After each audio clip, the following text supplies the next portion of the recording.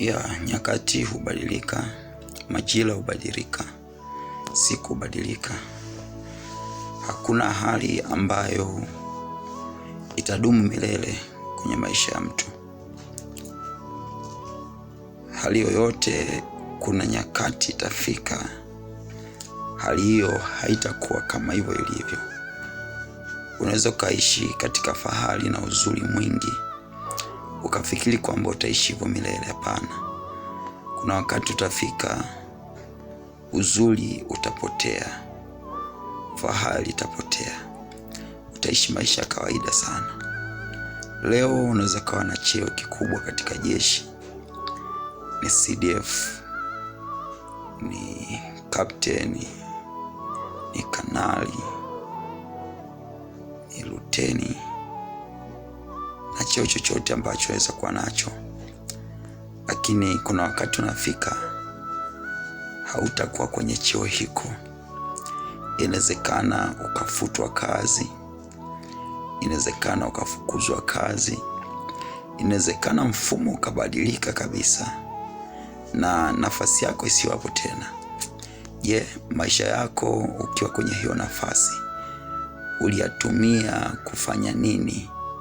Uliyatumia kwa manufaa kwa kiwango gani kwa ajili ya watu wengine, ambao watu hao wao walizoea kuishi maisha yasiyo ya fahari, maisha yasiyo na cheo, maisha ya kawaida kabisa, na unatoka katika fahari, tunasema unarudi chini kabisa, kule ambako wako watu ambao ulikuwa ukiwanyanyasa kwa sababu ya nafasi yako. Umewahi kujiuliza utapofika katika hali hiyo utaishi vipi na hao watu? Wewe ni askari polisi, uko wakati wa kustaafu.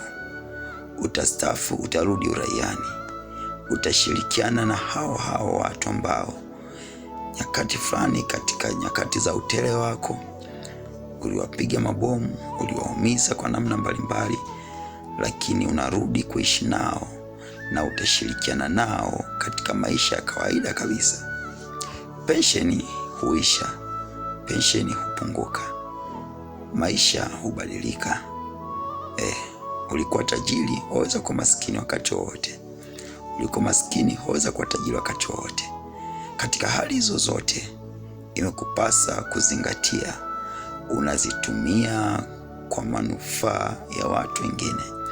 Maisha hayazidi kula, kunywa na kujiburudisha katika mema.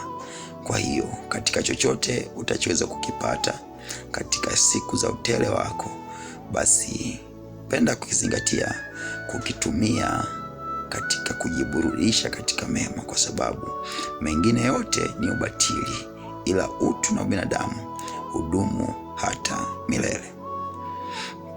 Uwe na wakati mwema. Sauti ya Mabadiliko ni wito wa kujiunga na harakati hizi za kujenga jamii mpya yenye watu wapya katika nchi mpya ambamo ndani yake hakitasikika kilio.